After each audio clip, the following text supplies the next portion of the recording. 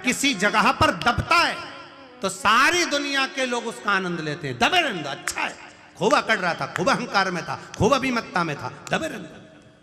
महादेव उस समय पर नंदीश्वर से कहा, तू रुक, इसका अभिमान तोड़ना जरूरी है। जब तक इसका अभिमान नहीं टूटेगा तब तक ये मेरा नहीं होगा। मुझे मेरा बनाने के लिए अभिमान का त्याग करवाना जरूरी है। और महाराज हाथ जब दबा रहा, चिंगारता रहा, तब रोता रोता भगवान शिव की स्तुति अब करने लगा। अब स्तुति शंकर की कर रहा, अब शिव की स्तुति। शीश पे गंगा है, गले में रुद्राक्ष माला है, शेषनाग सर्प तुम्हारे कालिया गले में पड़ा हुआ है। हे शिव करुणा करिए, हम तो आपके हैं, हम जान नहीं सकते, हमसे गलती हो गई, क्षमा कर दो। तब देवाधिदेव महादेव ने पाँव के अंगूठे को ऊपर करा, तब रावण का हाथ बाहर निकला। निकलते से रावण बाहर निकलते से ही शंकर जी से बोला, तुम्हें क्या चाहिए?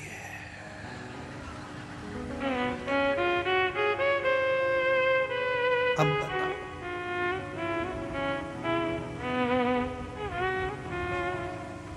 तुम्हें क्या चाहिए? एक ऋषि वशिष्ठ बाबा ने दशरथ जी महाराज से कहा कि पुत्र कामेष्टि यज्ञ करवा संतान की प्राप्ति के लिए। अब जरा विचार करिएगा, यज्ञ कराया किसने था? कौन सा ऋषि थे? कौन सा ऋषि थे? श्रृंगी ऋषि, जिन्होंने यज्ञ करवाया।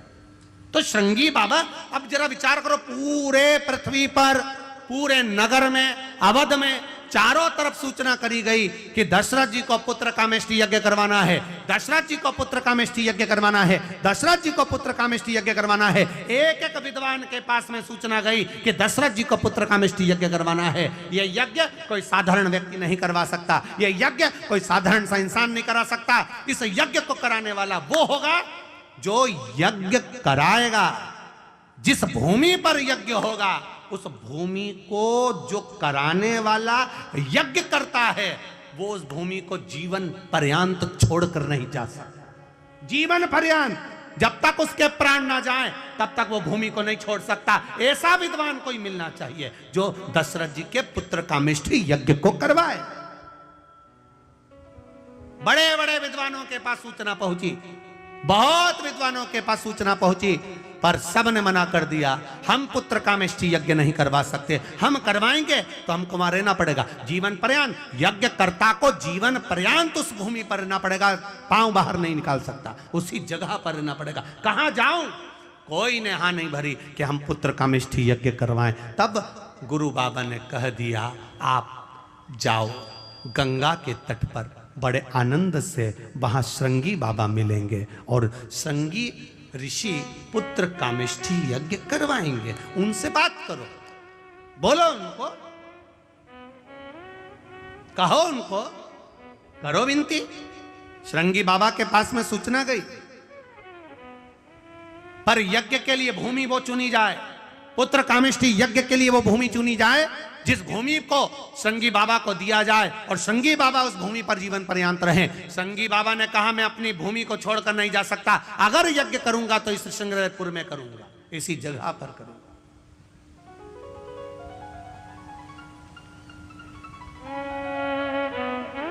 जहां अयोध्या की आखिरी सीमा है, अवध की आखिरी सीमा, अवध की आखिरी सीमा,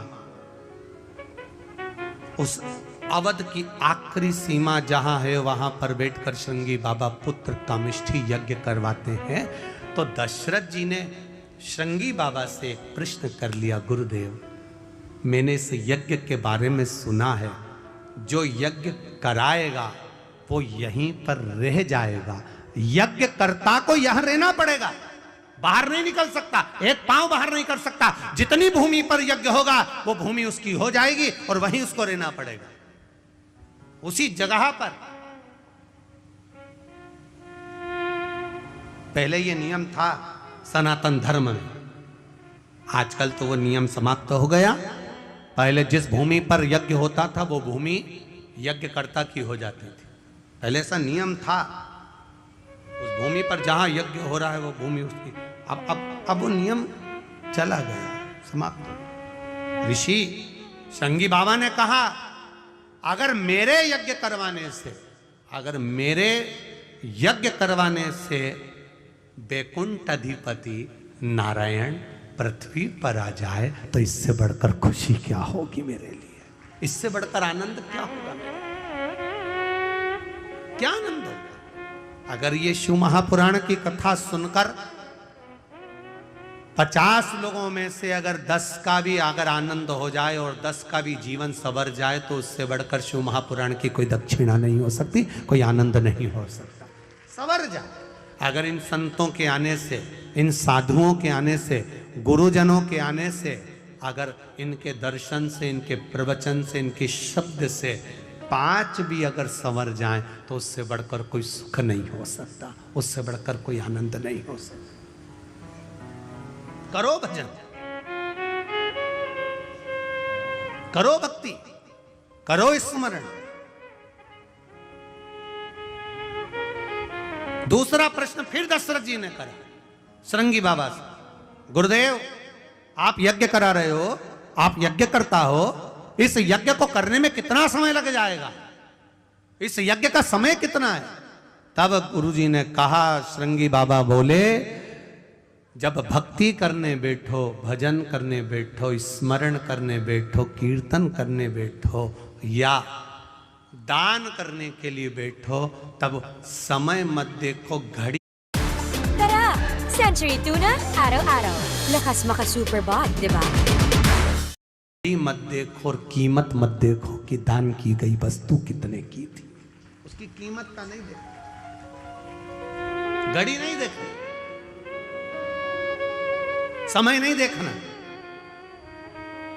भगवान के भजन करने का समय नहीं देखा जाता, माला जपने का समय नहीं देखा जाता, ठाकुर जी के श्रृंगार का समय नहीं देखा जाता, भगवान के दर्शन का समय नहीं देखा जाता, कथा श्रवण करने का समय नहीं देखा जाता, संत सदगुरु की शरणागति में जाने का समय नहीं देखा जाता। क्यों? इनके लिए समय की सीमा क्यों नहीं होती? क्योंकि मौत का भी कोई समय नहीं होता कि किस समय पर मृत्यु आएगी। अगर आपने घड़ी देख ली कथा सुनने के समय पर, आपने घड़ी देख ली दान करते समय पर, आपने घड़ी देख ली मंदिर जाते समय पर, आपने घड़ी देख ली दर्शन करते समय पर, तो मृत्यु के समय पर भी आप क्या घड़ी देखोगे? नहीं, अभी 8:45 बजा है, नहीं मरूंगी, चाहे कुछ भी हो जाए, घड़ी नहीं हो।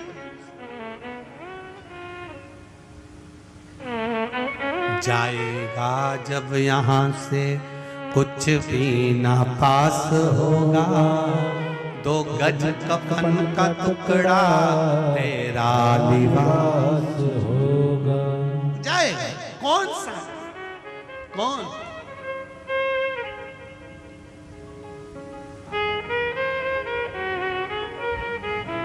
महाराज सब मतलब के यार हमने देख लिया, झूठा है संसार हमने देख लिया, देख लिया संसार हमने देख लिया, झूठे नाते झूठे रिश्ते, झूठे नाते झूठे रिश्ते, झूठे नाते झूठे रिश्ते, झूठे नाते झूठे रिश्ते, झूठा है संसार हमने देख लिया, झूठा है संसार हमने देख लिया, सब मतलब के यार हमने देख लिया। बस एक है, वो मेरे परमात्मा की शरणागति, केवल एक।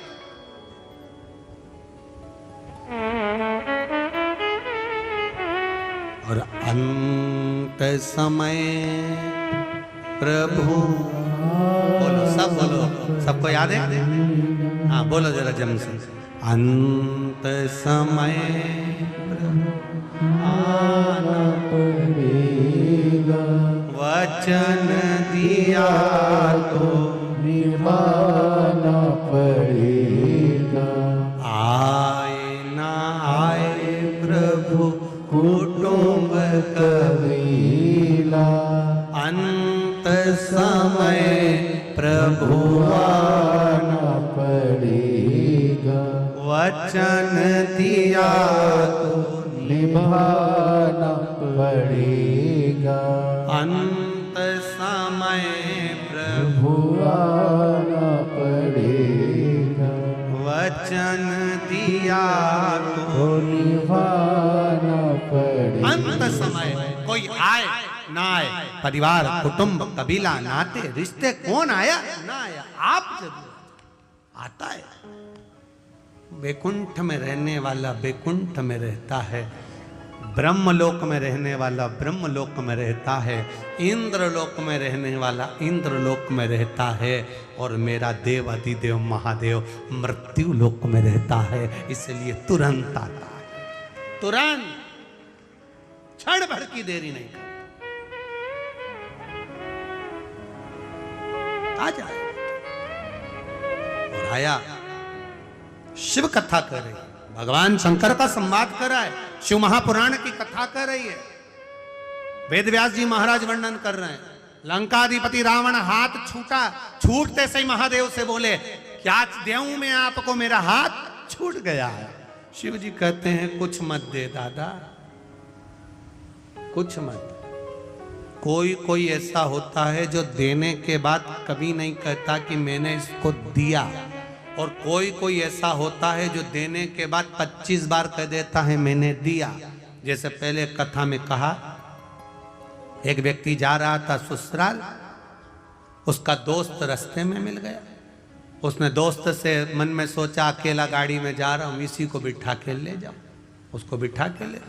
उसने कहा मेरे पास कपड़े नहीं है, तू क्या चिंता करता है, कुर्ता तो अच्छा लग रहा है, शर्ट अच्छी लग रही है, पजामा मैं दे दूंगा। उसने अपना पजामा दे दिया।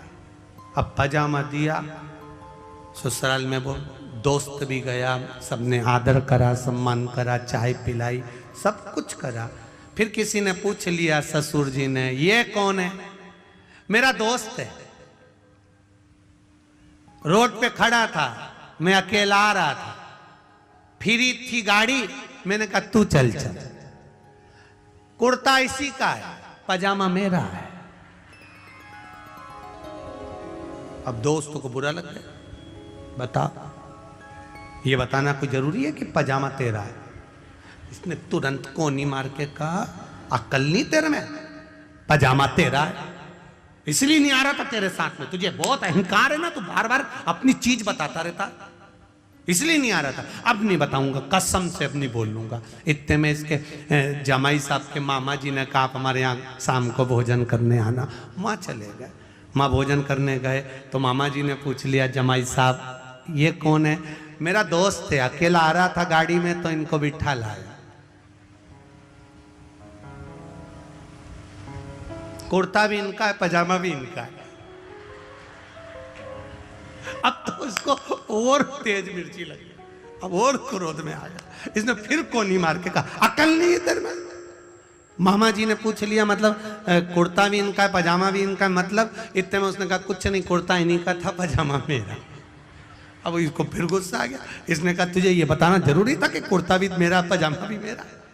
अब आगे से बोला है तो सोच लेना, मैं तो जा रहा। नहीं अभी मत जा, अपन चल। इतने में मौसी आ गई। मौसी ने कहा जमाई साहब कल सवेरे का भोजन हमारे यहाँ, ठीक है। जमाई भोजन करने गए, इसी को भी ले गए। इतने में मौसी जी ने पूछ लिया ये कौन? अकेला आ रहा था, गाड़ी खाली थी, दोस्त है, रोड पे खड़ा था, मैंने कहा चल, बिठा कर लिया आया। पजामे का कोई जिक्र नहीं करूंगा। अब इसको फिर गुस्सा आ गया। अब इसने बाहर निकल के इसको पकड़कर पजामा उतार के दे ही दिया, ले तू तेरा तेरा पजामा तू ही धर ले, है? जब देखो जब पजामा पजामा पजामा होता है। कई लोग एक डब्बा तेल देते हैं, कितना तेल? एक डब्बा घी दिया, एक डब्बा तेल का दिया, और 50 बार कहते हैं बूंदी मैंने बनवाई है, बूंदी मैंने बनवाई है, बूंदी मैंने बनवाई है। जब तक वो बूंदी पूरी खत्म नहीं हो जाए तब तक वो बूंदी बनी रहती है। एक डब्बा घी, एक डब्बा तेल और 1 महीना बूंदी, 1 महीना बूंदी चलती है। हम गए थे राम मंदिर, हमने बूंदी बनवाई थी, 1 डब्बा घी दिया था। अब राम जी महाराज की कृपा, इतने में राम जी के पंडित जी ने कह दिया तुम्हारा डब्बा तुम ही ले जाओ। क्या करे वो पजामे का, कहना जरूरी है क्या कि पजामा हमारा है, पजामा हमारा है। रावण ने कहा प्रभु मेरा मन कर रहा है आपको कुछ देने का, मेरा हाथ छूट गया, बोलो क्या दूं? देवादिदेव महादेव ने कहा नहीं चाहिए तेरे से दादा, मैं सब समझता हूं, तू 1 बार देगा 50 बार कहेगा। कई लोग रहते हैं एक फोन पे काम कर देते हैं पर 50 काम तुमसे करवा लेते हैं। बहुत संभल के रहना, दुनिया वालों से बहुत चतुर है, महाविद्वान, बहुत चतुर, बहुत चतुर। कहा मुझे कुछ नहीं चाहिए, रावण चला गया। अब एक दिन रावण गया और रावण जाने के बाद रावण की विद्वत्ता देखिए, उसका विचार करिएगा जरा रावण की विद्वत्ता का। रावण ने विचार करा कि मैं क्यों ना, जब महादेव ने मेरा हाथ छोड़ दिया तो मैं महादेव को ही लंका लिया, सोने की लंका में सुखी रहेंगे भगवान। भगवान से कहा मैं तुम्हें सोने की लंका में रखना चाहता हूं, आप चलो मेरे साथ में। भगवान शंकर ने मन में सोचा इसके यहां जाना और आफत मोल लेना, नहीं जाऊंगा, चाहे कुछ भी हो जाए इसके यहां तो नहीं जाऊंगा।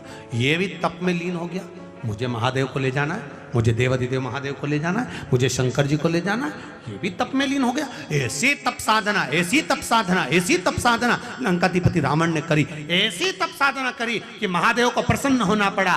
क्या चाहिए? आपको लंका लेकर जाना है। शंकर भगवान ने अपना शिवलिंग प्रकट करा, लेकर चल, पर सुन ले रावण, जहां तूने भूमि पर रख दिया उठने वाला नहीं। मानना तो वाला है ही नहीं था, दे दिया शिवलिंग। रावण लेकर शिवलिंग को चला, चलते चलते बीच में समय आ गया, रावण को संध्या करना थी। इसने सोचा करूं क्या। रावण ने देखा शिवलिंग, शंकर भगवान ने भेज दिया गणेश जी को, बेटा अपने पिता के थोड़े से काम आ जाओ, जरा जाओ। रावण शिवलिंग को नीचे रखने लगे तो तू गोदी में ले लेना। गणेश जी छोटे से बच्चे का रूप रख कर गए, रावण के पास पहुंच गए। रावण बड़े बेचैन दिख रहे हो, क्या लेकर जा रहे हो? शिवलिंग लेकर जा रहा हूं। क्या करना है? मुझे संध्या करना है। संध्या करना है? हाँ, तो शिवलिंग कहाँ रखूं? बच्चे ने कह दिया मुझे दे जाओ, आके मुझसे ले लेना, आप सामान लोगे, आओ। रावण ने शिवलिंग गणेश जी के हाथ में दे दिया। रावण संध्या करने चले गए। गणेश जी तो गणेश जी थे, उन्होंने उस शिवलिंग को नीचे ही रख दिया और गणेश जी ने नीचे रखकर जल चढ़ाना प्रारंभ कर दिया। श्री शिवाय नमस्तुभ्यं, श्री शिवाय नमस्तुभ्यं, ओम नमः शिवाय, ओम नमः शिवाय। रावण आए तो उन्होंने देखा ये तो नीचे रख के पूजन कर रहा है। छोरा,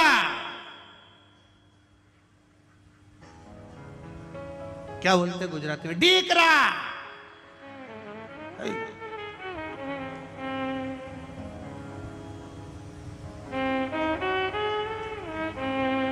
गणेश जी ने पूछ लिया केम छो?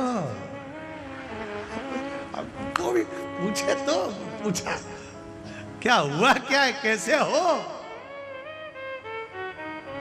क्या हुआ है? ये नीचे क्यों रख दिया? रावण क्रोध में लाल। गणेश जी बोले बहुत भारी थे। रावण बोला एकदम हल्के थे, काय के भारी थे? इतने में गणेश जी बोले हाथ दबे थे तब मालूम नहीं पड़े थे, हाथ दबे थे तब हल्के दिख रहे थे कि भारी दिख रहे थे। रावण बोला ये तो अपने पहले का भी जानता है, छोरा कोई हल्का फुल्का नहीं है। रावण ने पूछ लिया तुम्हारे पिताजी का नाम क्या है? दीकरा बोला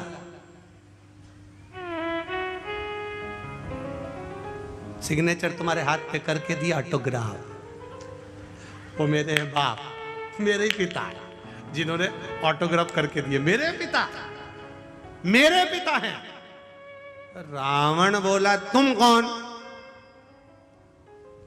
गणेश जी ने अपना असली स्वरूप दिखाया।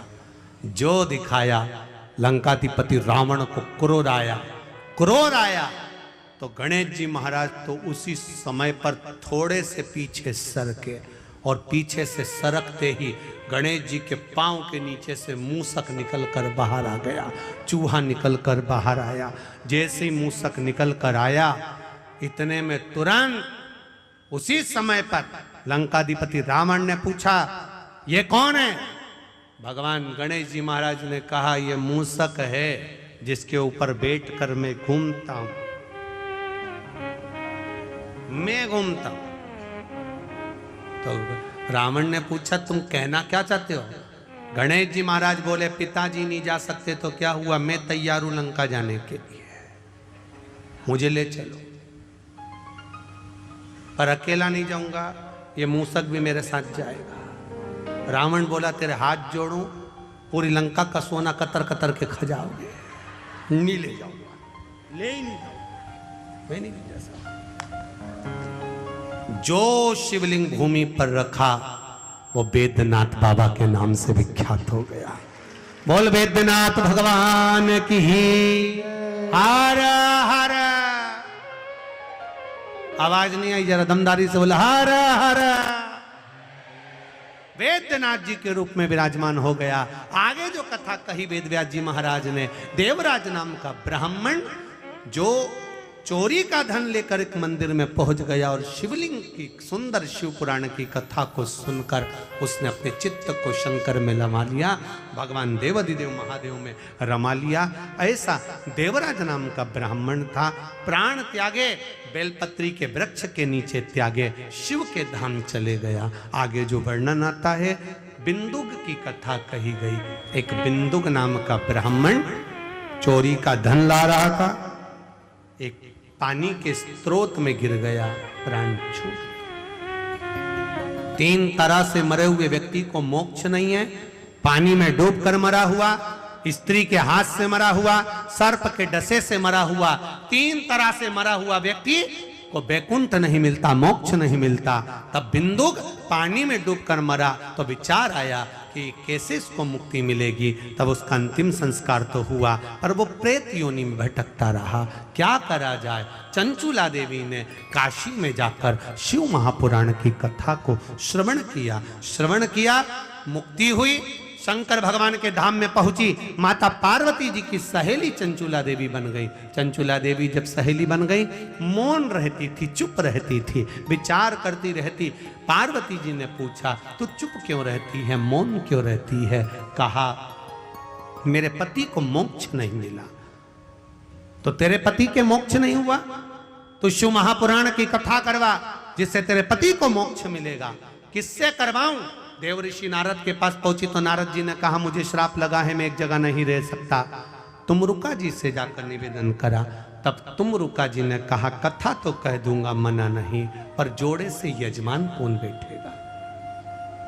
चंचुला देवी कहती है मैं बेधव्य, मैं विधवा, मेरा बेधव्यता है, मैं यजमान पद कैसे लूं?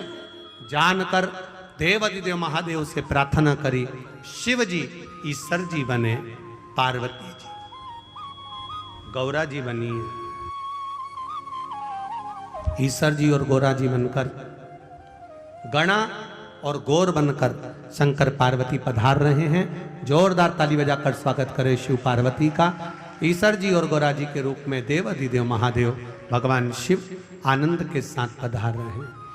बोल काशी विश्वनाथ भगवान की जय। भगवान ईश्वर जी गौरा जी बनकर विराजित हुए, सुंदर शिव महापुराण कथा के यजमान बनकर कथा श्रवण करने के लिए जाते।